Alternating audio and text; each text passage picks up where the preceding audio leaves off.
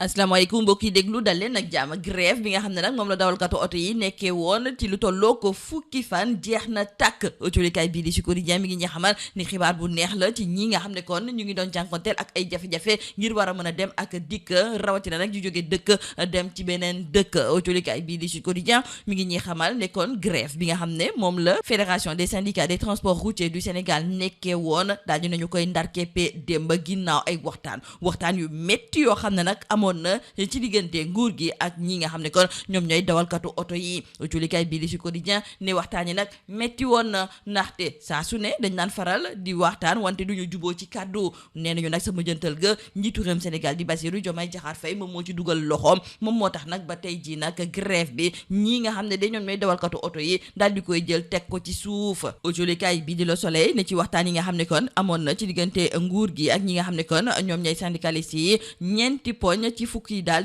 dinañ ci ànd te it njiitu réew mi dugal na ci loxoom loolu sax moom moo tax ba transporteurs yi nag nanguwaat di dowalaat seeni oto autolikaay bi di enquête gis kon ne ci waxtaan yi am ci diggante nguur gi ak ñi nga xam ne ñoom ñooy dawalkatu oto yi intervention bi nga xam ne moom la ci président Bassirou Diomaye Faye def loolu nag moom moo tax ba juboo mujjee am ba syndicat yi nag mujjee dakkal lépp lu jublu ci seen wàllu grève loolu yëpp autolikaay bi di Walf Quotidien la mu ca gis moom mooy daal ne dawalkatu oto yi seen grève bi metti woon na ba sax mujjee nañu fexe ba ñu nekk ci bopp réew mi ànd ak ñoom ci seen i bëgg-bëgg autolikaay bii di l'Indépendant moom it di rafetlu nii nga xam ne moom la njiitu réew mi daal di jëfee ndaxte fexe na daal ba grève bi nga xam ne moom la ñii di dawalkatu oto yi nekkee woon ñu daal di koy dakkal njiitu réew mi nga xam ne kon dalaloon na kii di Alassane Ndoye ci ab audience boo xam ne ñu ngi ci doon waxtaan ñoom ñaar autolikaay bii di Subatel moom la mu ca gis moom mooy ne dafa mel ni ne Diomaye la mu bëggoon daal moom mooy grève bi ñu daal di koy dakkal te loolu wute woon na nag ak bëgg-bëgg ki nga xam ne moom mooy jëwriñ gu njëkk gi di Ousmane Sonko ndaxte moom dafa dem bay wax daal ne nguurub Sénégal du am benn pression boo xam ne dañuy teg ci ndoddam ngir rek mu def loo xam ne munu ko te loolu dafa taxoon nag ñi nga xam ne de ñoom ñooy ñu doon grève gën a banque seeni yoxo wante sa mujjantal ga lépp dellu siwaat na ci jàmm ginnaaw intervention wu Diomaye ñu jukki ci wàllu économie sociale ak solidaire ak ki nga xam ne moom la ñu ko dénk di ministre Alioune Dione autolikaay bii di Libération moom moo ñuy xamal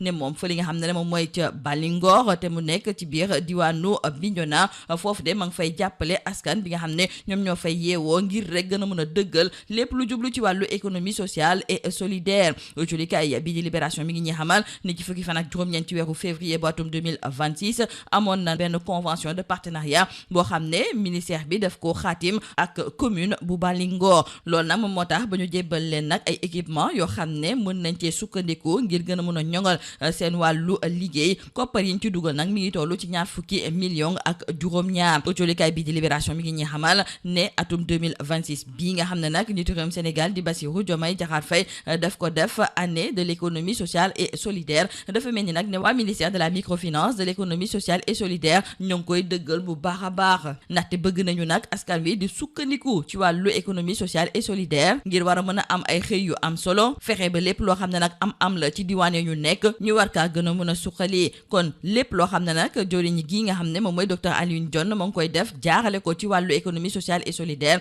autolikaay bi di Libération la mu ca gis moom mooy ne day dëggal nag vision bi nga xam ne moom la ñu nekk ci bopp réew mi daal di am maanaam gën a dëggal lépp lu jublu ci wàllu économie sociale et solidaire ngir fexe ba gën a suqali gox ak goxaat yi autolikaay bii di L'As tey ji di ñëwaat ci mbir bu doy waar goo xam ne nag daal dinañu koy nemmeeku li ko dalee atum 2000 jàpp 2024 ndaxte daal dinañuy gis ne fii ci biir Sénégal am na ci lu tollook junni yu tegal juróomi téeméer ak fukki nit yoo xam ne daal dañ leen a sàkku wala boog ñuy def naka sudul noonu ak ñooñu autolikaay bii di L'As mi ngi ñu xamal ne ci ñooñu am na ci lu tollook ñetti téeméer yu tegal ñeent fukk ak ñaari tout tànk Libération sax di ñëwaat ci ab waay joo xam ne nag da doon def naka sudul noonu ak ay xale yu ndaw yoo xam ne nag teg nañu ko loxo fa li nga xam ne moom mooy ci diwaanu Saint-Louis moom de pourtant mi ngi am ci lu tollook juróomi bant wante moom mi nga xam ne nee na gardien la te dëkk ca quartier bii di Bango moom teg nañu ko loxo ci ay mbirum góor jigéen wante it di sàkku ay ndaw yoo xam ne amaguñu fukki at ak ñett ba ñu koy jàpp sax autolikaay bi di Libération mi ngi ñuy xamal ne dafa am ñoo xam ne ñoom ñoo ko daal di boole ginnaaw ba mu amee ñaari xale yoo xam ne kenn ki ñetti at la am keneen ki juróomi at doon wax ne seen ginnaaw dafay metti moom sax ba ñu ko tegee loxo weddiwul ne moom moo def weddiwul ne moom moo def ñawteef googu. Tribune yéene kaay la ñu koy jeexale moom mi ngi ñuy xamal ne ci loi bu bees bi nga xam ne dañu ko fay teg ngir mu gën a diisal daani ñuy teg ci kaw borom ñaari tur yi dafa mel ni nag ne kii nga xam ne de moom mooy Mbaye Diouf moom lañ ci njëkk condamné ndax ci julikaay bii di Tribune mi ngi ñuy xamal ne tribunal de grande instance bu Guédiawaye daal dina koy tëj ci lu tolloog juróom benni atu kaso yoo xam ne daf koy tëdd ak tamit ñaari millions yoo xam ne daf ko war a joxe ci wàllu ndàmpaay. Lii moo nekkoon boodukat ci li gën a fa si biir julikaay ñu ñaanal jeex tudu bës ak jàmm. Mesdames et messieurs, bonjour. Après 10 jours de grève, 10 jours de bras de fer, les bus, les cars Ndiaga Ndiaye roulent à nouveau. C'est la fin de la grève. Les clés sont remises sur le contact. La Fédération des syndicats des transports routiers du Sénégal a décidé de lever son mot d'ordre de grève. Et selon nos confrères de Sud Quotidien, c'est une décision qui met fin à un bras de fer éprouvant entre les acteurs du secteur et les autorités publiques au terme de négociations laborieuses, jalonnées de blocages, de malentendus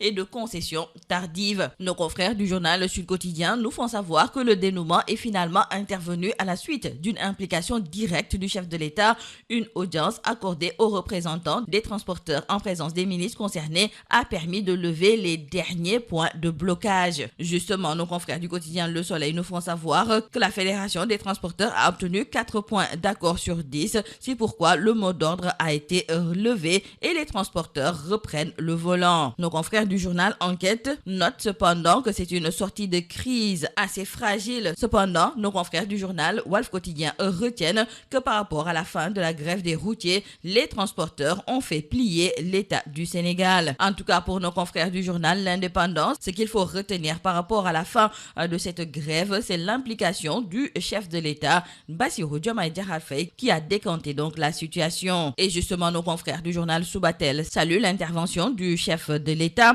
car nos confrères ont remarqué que la dissonance était apparente entre les discours au sommet de l'exécutif. En effet, d'un côté, le Premier ministre Ousmane Sonko a adopté une ligne de fermeté, martelant que l'État ne cédera sous aucune pression et estimant que les transporteurs ne sont pas prêts à faire des sacrifices. Une posture rigide, assumée, qui semblait exclure toute concession majeure face au mouvement d'humeur. Et de l'autre côté, la dynamique enclenchée sous l'impulsion du président de la République qui a rapidement donc ouvert la voie à des négociations fructueuses. La rencontre entre les autorités étatiques et les représentants des transporteurs, notamment après l'audience accordée au président de la Fédération Alassane Ndoye, a permis donc d'aboutir à des mesures concrètes. Parlons à présent avec nos confrères du journal Libération d'économie sociale et solidaire avec le ministre Alioune Dione qui a décidé de faire de l'économie sociale et solidaire un pilier du développement territorial. Et retenons avec nos confrères qu'à Balingor, c'est dans le département de Bignona, le ministère a réaffirmé son engagement à traduire en actes concrets la vision du chef de l'État qui a fait de 2026 l'année de l'économie sociale et solidaire. Et toujours pour le ministère, l'économie sociale et solidaire est appelée à devenir un levier majeur de création d'emplois décents, d'inclusion économique et de valorisation des ressources locales. Cette orientation, nous disent nos confrères, s'inscrit en droite ligne des directives du Premier ministre et de la politique nationale de territorialisation des politiques publiques. Nos confrères nous rappellent que le 19 février dernier, une convention de partenariat a été signée entre le ministère et la commune de Balingor. Et c'est dans cette dynamique que des équipements productifs d'une valeur de plus de 27 millions de francs CFA ont été remis aux bénéficiaires. Et ces actions, à en croire nos confrères du journal Libération, traduisent l'ambition affirmée du docteur Alioune Dione de passer de la vision à l'action. Une marche à l'initiative des collectifs de victimes du régime de Macky Sall est prévue aujourd'hui. Nos confrères du journal Sud Quotidien qui nous en parlent écrivent qu'après leur mobilisation pour le rejet du parrainage de la candidature de l'ancien président, ces collectifs annoncent de nouvelles manifestations ce samedi à Dakar et Ziguinchor. Ces associations précisent que ces manifestations ont pour objectif d'exiger justice et le rejet définitif de la candidature de Macky Sall. Dans le quotidien LAS, nos confrères nous parlent de ces victimes de viol et de pédophilie qui ont été recensées par le ministère de la Justice.